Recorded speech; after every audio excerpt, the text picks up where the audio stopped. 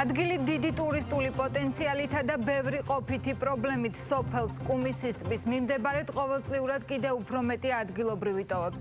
წყალმომარაგებისა და საჭირო ინფრასტრუქტურის გაუმართავობა, ასევე სხვა საყოფაცხოვრებო პირობების არარსებობა ახალი კუმისის მცხოვრებლებისთვის რთული ყოველდღიურობა. ტურისტული და რეკრეაციული პოტენციალის მქონე სოფელს ხშირად სტუმრობენ თევზაობის მოყვარულები, ფოტოგრაფები და ტურისტები, თუმცა მოუწესრიგებელი გზა მათთვისაც განსაკუთრებული დისკომფორტია. რუსუდან ლოლაძისა და ირაკლი თელაურიძის რეპორტაჟი.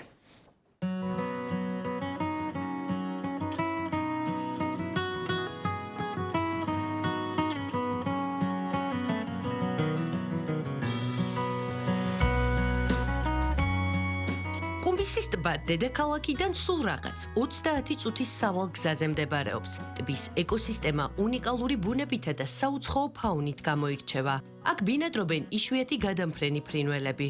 ყოველ გაზაფხულსა და შემოდგომაზე 60-მდე სახეობის ფრინველს შეხვდებით. ამიტომ კუმისი ხშირად ხდება ფოტომოყვარულთა ობიექტივში.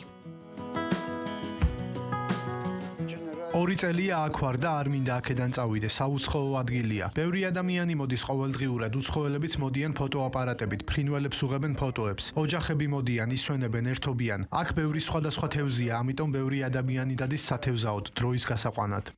კუმისი განსაკუთრებით პოპულარული და საყვარელი იმ ადამიანებისთვის არის, ვისაც თევზაობა უყვარს. ველური ბუნება, სუფთა ჰაერი და სიმშვიდე ყოველდღიურად აქ უამრავ ადამიანს იზიდავს. აქ იმიტომ მოვედით, რომ ადრეული გაზაფხულია.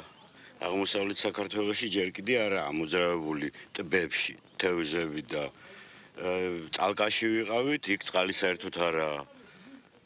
მოვედით აქ კი შედარებით პატარა თევზებია, მაგრამ სუფთა წყალია უკვე, სუნიც არა აქვს წყალს, არც თევზს არა აქვს ზედმეტი სუნი და ვერთობით.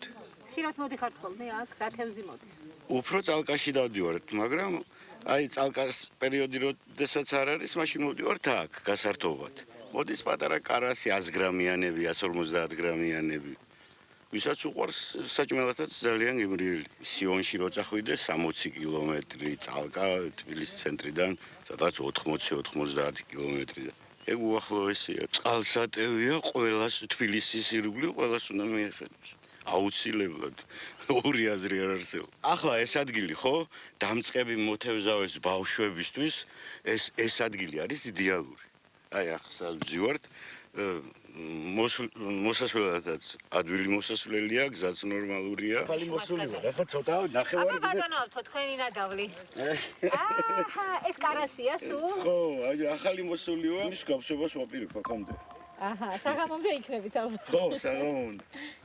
თუმცა კუმისის ტბაზე, რომელსაც უდიდესი პოტენციალი აქვს, ერთდროულად გვხვდება უნიკალური ბუნება და მძიმე ყოფითი რეალობა. ადგილი, რომელიც ბევრისთვის დასვენების, თევზაობისა და განტვირთვის სივრცეა, ადგილობრივებისთვის ყოველდღიური გამოწვევების სიმბოლოდ იქცა. რო წვიმს გვიხარია, აი აქედან გვაქვს ჟოლოფები გამოყვანილი და ესე გროვდება ბასენში წყალი. აქ გვიყენია ფილტრი. ამ ფილტრში იფილტრება წყალი და შემოდის სახლში მაგ წყლით სარეცხს რეცხავ და ჭურჭელს. დასალევად ეს წყალი არ ვარგა, რა თქმა უნდა. ნელი კაპლენი სოფელ ახალ კუმისში უკვე 5 წელია ოჯახთან ერთად ცხოვრობს. ამბობს, რომ ყოველდღიური ყოფა სოფელში გაუსაძლისია. გაუდაბნოებულ სოფელში სასმელ წყალს კვირაში ერთხელ ყიდულობენ, რაც ოჯახს მძიმე ტვირთად აწვება. გვიდგა 3 ტონიანი ბაკი, მოდის 3 ტონიანი მანქანა, ვავსებთ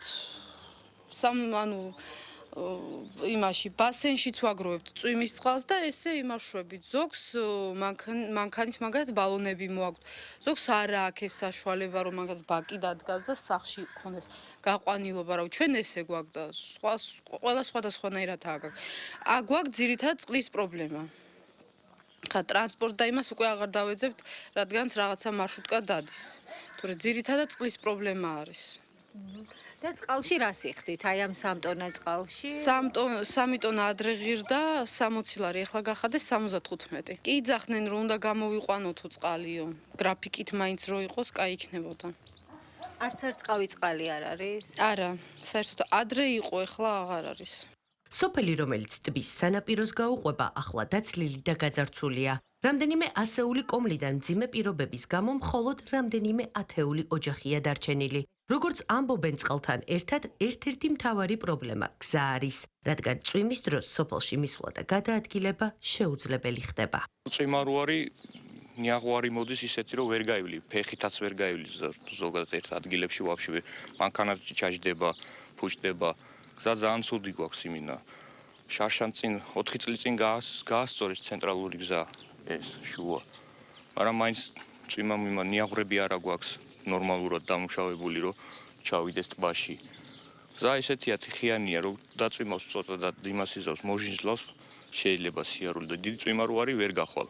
ფეხითაც ძნელია გასვლა და ეს ძირითადი ეს არის და გზაათორი. აი როგორ მდგომარეობაშია, რა ვიცი, ჩემი ძალით ხანდახან რაღაცებს ვაყრი ხოლმე და ამ ჩემ ქუჩაზე და დანარჩენი ქუჩები სულ ცუდ მდგომარეობაშია, ცენტრალური ქუჩა ძირითადად ცუდ მდგომარეობაშია. ვისაც მანქანა ყავს, წავა მოიტანს წყალს ან რაღაცას, ვისაც არ ყავს რა ქნა. აი ხო არიან პენსიონერები, ღმერთი ხალხი მაგათმა რა ქნა. იცით როგორა, ყოველ სამთვეში მოდიან. ამ თვეში ამას გავაკეთებთ. პირობები იცი ამდენი გვირდებიან. გზას გავაკეთებ, წყალს შემოვიტან, გაზს გავაკეთებ. ხალხი უკვე არც უნდათ, აი სახლები იგრევა. არავის არ უნდა სოფლ.